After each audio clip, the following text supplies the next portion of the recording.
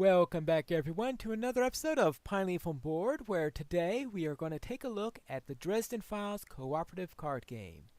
This game is based on a series of books by Jim Butcher, and the card game is produced by Plaid Hat Productions, and the video version of it is produced by Hidden Achievements, though I don't know whether or not there are any hidden achievements within this game.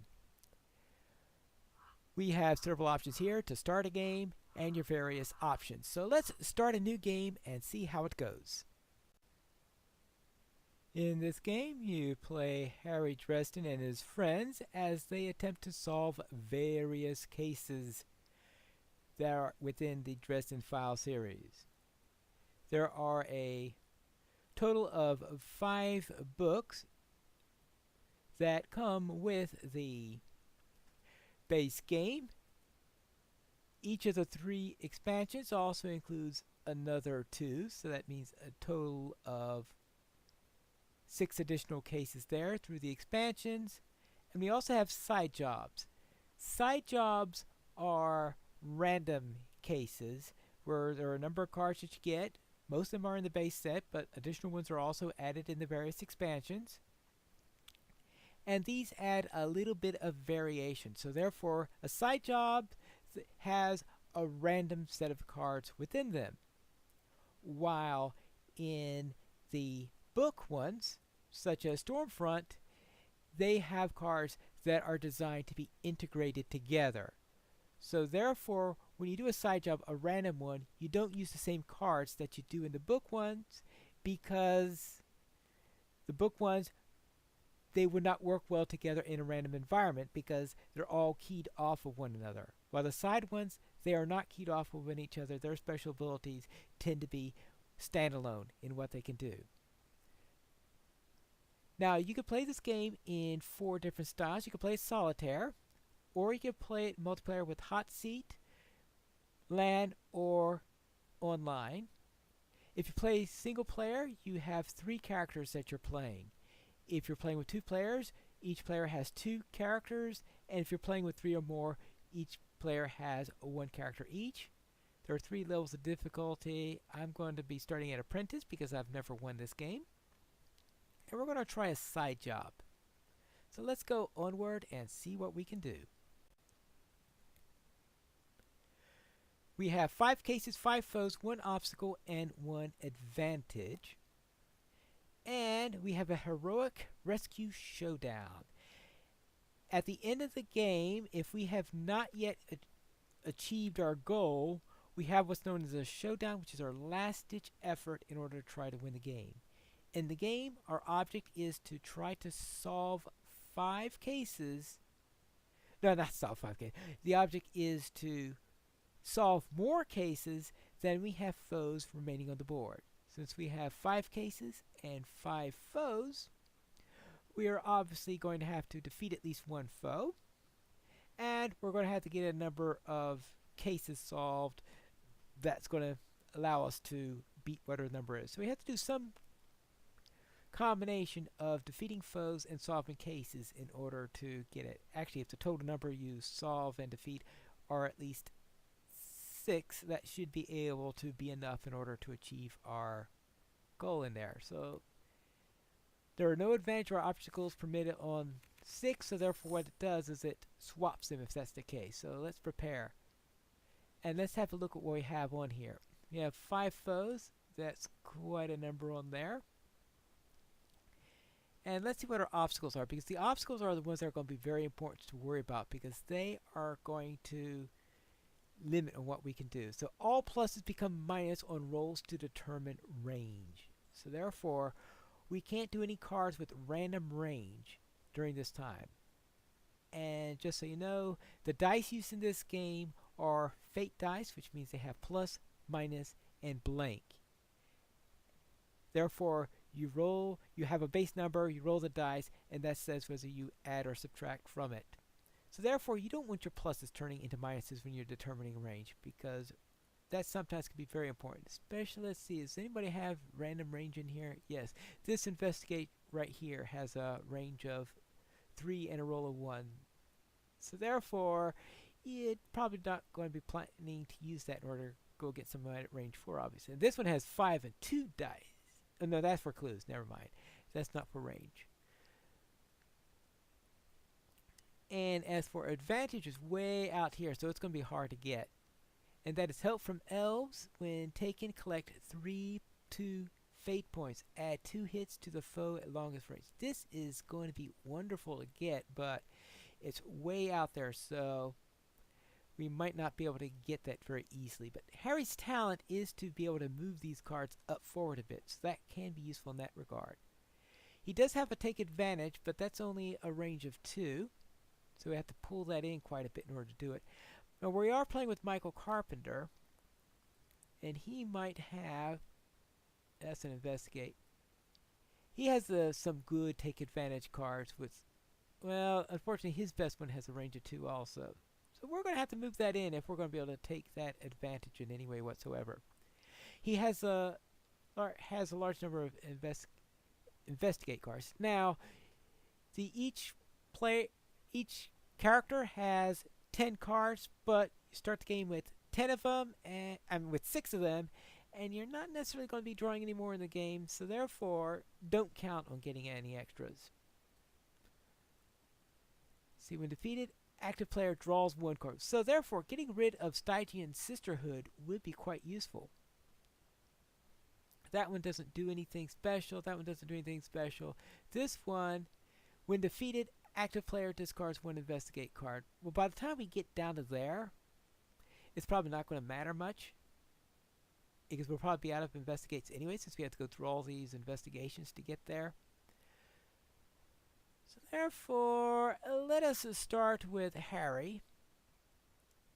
And let's start by blasting away here. Now, what do we have here? We have Fuego, which is a range of 3 and does a number of hits. And here we add 2 hits to all foes in 1 row. And if you do that, 2 hits to all foes in 1 row, we have 4 foes in this row. That would be wonderful. So let's start our game. Start out with Harry. And let's start out with this Para Fuego. 4 of them. That's a nice start. Michael Carpenter. We have to see what he can do here. Now he has 3 take advantage cards, but there are 2, 1, and 2. So therefore, yeah, not long enough range in order to be able to do anything on that. Now he can overcome, but that's only a range of 1. So that's not going to be useful. And the investigations aren't going to be able to do anything because all our things were way out there and his range is 1 on that one. So we're going to have to discard something. Now this is take 1 advantage, add 2 clues in cases to host nearby. Oh. No. What we need to do is to... Actually, I want to leave that one. This is going to be... It's only 1 point, but it's better than nothing at the moment.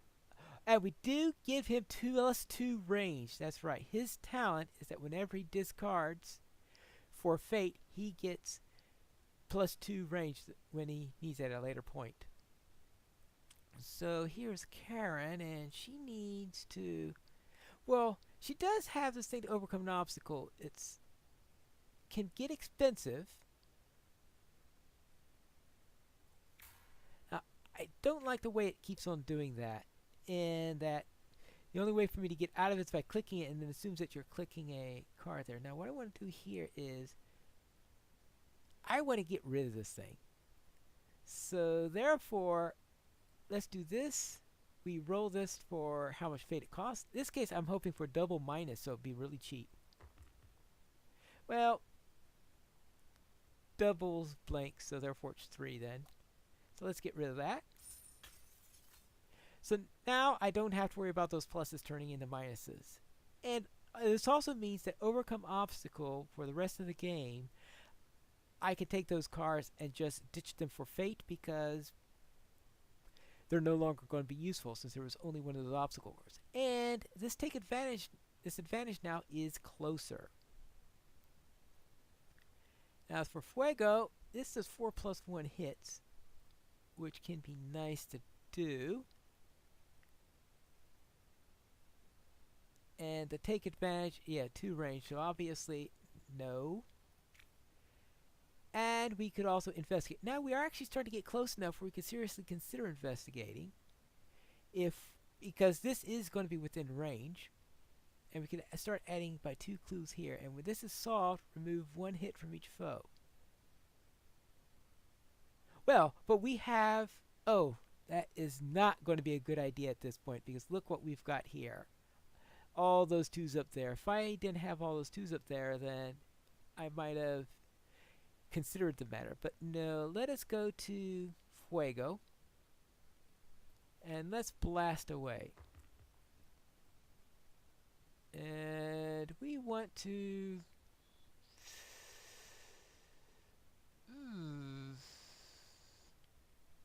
Let's start out with this one. Good. Now, Michael Carpenter. He is... We still only have a range of 2 there, but +2 range due to his talent, because I think that's on the proper side for that. Talent ready. You may flip this card over to give +2 range. Start the game with it face down. So therefore, yeah, so we want to use the stunt. Or actually, it's in a ready position, I think. No, that's the stunt is that thing there. As your turn, you can flip this card to add 3 hits to any one legal foe that has no hits on it. Then move that card to the furthest back. So that's something. That's easy. The only one he could do it on is that one way there, and I'm not too sure I really want to do that at the moment. Let's go to Family Man, and 2 hits on any foes adjacent to any target to take advantage. And this one only costs 2, but this gives us to add 2 clues to this one. But we only have 2 fate available, so therefore we will do it on this one. Use the one that we could actually afford. That turns that down because we used it. And okay. And that gave me some extra fate for overcoming it. Some extra points on that. Okay, good. So now all our take advantages are now also used. So these 2 are no longer needed. So if we needed stuff for fate, we could do those. Now here,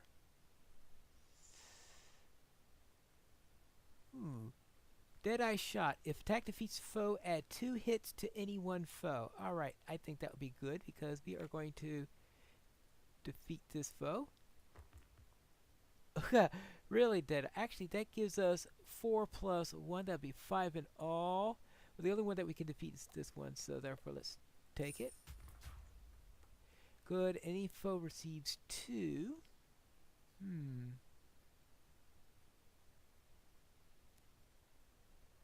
That's a good question. Which is the best one to do? When defeated, active player discards 1 investigate card. No, she wouldn't want to do that anyway, but I think we better take that one out for the moment. We're at least preparing for the showdown, so because this one's nice and ripe for the showdown, that's nice and ripe for the showdown, perhaps. Now, we have absolutely nothing here, so therefore we're going to have to discard, and might as well discard the take advantage, since that is definitely not going to be useful in any way.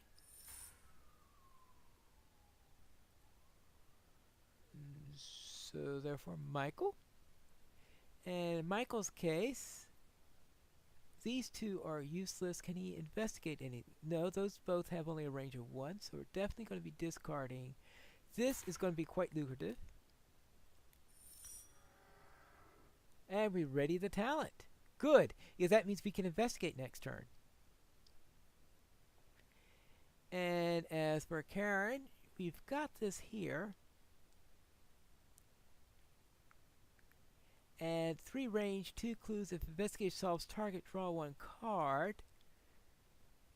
And unfortunately, we have absolutely nothing on any of our cases. This is not a good situation because I won't be able to take full advantage of it, which what we have currently. Let us just discard for fate. Okay. And that gave us one clue on there. Okay, actually that's a good thing to have at the moment. Now, what does this do? Add 2 clues to all cases in 1 row. Ooh. And we can do that on the low row then, because we've got a huge number of these things. Good. Michael Carpenter. In the case of Michael Carpenter, we could try to solve this. 5 clues, range of 1, but it costs 5 fate. We don't have 5 fate. This one, 3 clues, but costs 3 fate. So we could do this, put 3 clues on here. Yeah, but this is going to solve that one. So therefore, and actually right now, I think I'll just discard that. Alright, Karen. As for Karen,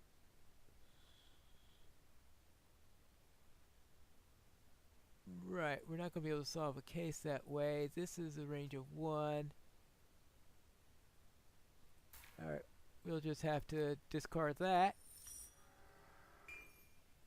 And we're just plinking that one slowly. Now, Harry.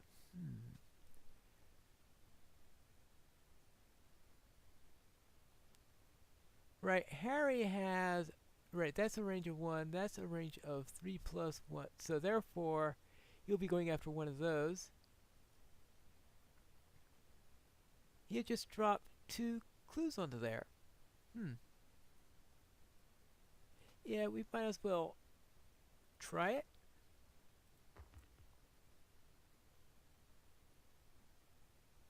Okay, well, we got plenty of range for it then. He could go after any of those.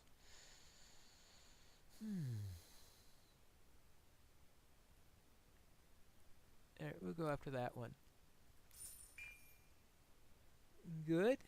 Carpenter, who now has not enough. Right. But he's within range of solving that one. Unfortunately, I spent all of my stuff. He could have solved that with that one, but Harry spent the stuff. So I think that was a poor spending decision on Harry's turn. What is his talent? What is his thing? In this turn, flip this over, add 3 hits to any 1 legal foe that has no hits on it. Move it to the furthest range. Actually, that might be a good idea. Let's use this stunt.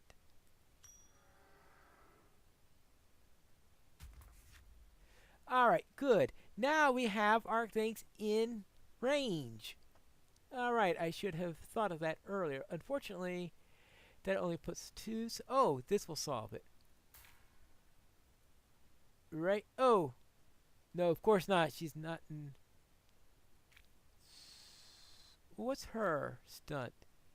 As turn, flip this card to collect 1 fate point for each foe that has hits and each case has clues on it. Oh! Yes, this is a good time to use that.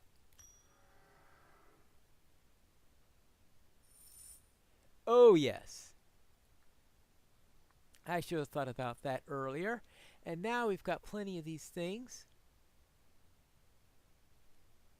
And we can add 5 plus 2 clues. It's something in the range of 1. Now, of course, this thing is too close.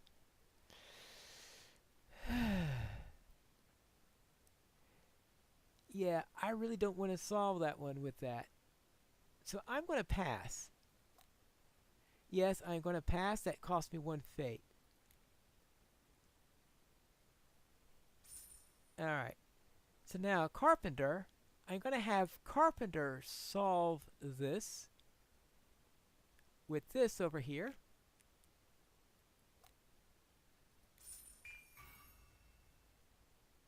Alright, good. Oh yeah, that's right, that subtracted one, I guess, from that. Alright, and now Karen. We've got 4 foes still, and only 1 case solved. This is going to be tricky. Now, of course, oh yes, I was thinking of Karen trying to use that there. Instead, we'll use this. Good. Now, Harry is going to see how far we can get on this thing. But, ew! I'm not planning my fate spending properly. Because now I got to spend a fate in order for Harry to have another chance at it. Alright, I'm going to have to... yeah. I needed to save Karen so that I could have had enough for the soul case. But I can't use the soul case now.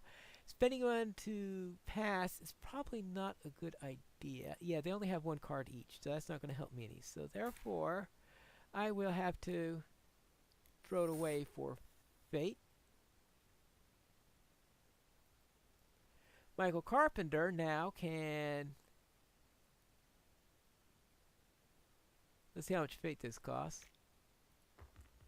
Alright, it's a 5. So let us see. We can go after any one of those. Actually, it's probably best to go against the runaway. That way I'll be only 1 away, and that may prove useful. Alright. It's the end of the game. We're getting near the showdown anyway. And Karen Murphy. This is going to be the last turn. And... ooh. She could draw a card if it does this, but that will require spending... probably depends on what card she draws, because if she draws a high fate point cards, we could... oh! She has to discard this card no matter what, because we don't have enough fate. So she has to discard it.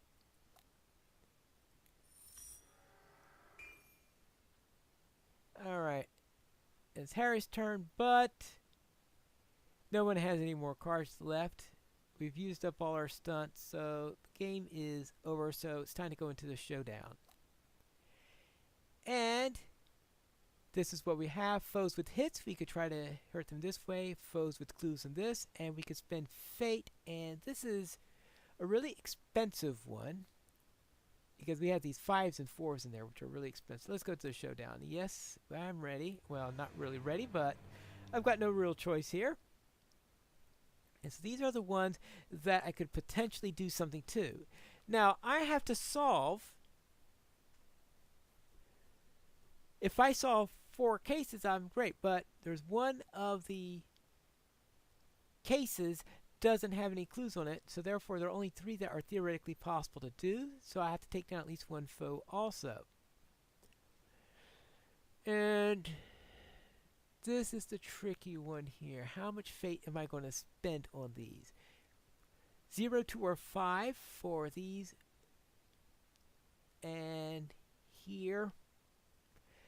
This is going to be a tough one to do because I need 6 on that. And getting 6 on 4 plus 5 is possible. So let's see which ones I have a reasonable chance of getting. Like this one, unlikely I'm going to get that. But spending 5 fate is the only way for me to have any hope. Because otherwise it's 2 plus 6. That's impossible. But 5 fate, I won't have much for anyone else. 3, I need at least 4 fate on that one. So I have to, I could try a 0 here. Let's start with something I might have a reasonable chance of doing. So I'll spend 1 fate for this one. And I do it. Good. So now I have 2 more that I can get. So I can have a total of 4 and these. But is it even possible for me to get these? This guy, 2, 4. So I can get at least 6. I need a perfect roll on this one to have any chance. here I need a decent roll on that one. Here I need to go up here and spend 4 fate, which is going to cost it for everyone else. So I'm pretty much in an impossible position, because if I spend 4 fate here, that one becomes impossible. And likewise, if I don't spend 4 fate, so therefore I'm only going to be able to solve one of these two. So I would have to kill down both of these foes, and that's also impossible. So the game is lost. So let's just go and see how well I do on these rolls in any case. Let's roll. Yeah, let's try rolling. Spending 2 fate for that. Nope. That bridge toll doesn't do it. And now this is the only one that's left. And of course, even if I did defeat him, it's going to be too small. So that was actually pretty good. Add 4 to the stone golem. So I actually did defeat that stone golem. But Harry just can't catch a break. Better luck next time, because I only solved 2 cases and 3 foes remaining. So yes, I'm not the best at this game, and I'll have to work on it in order to get a little bit better on it.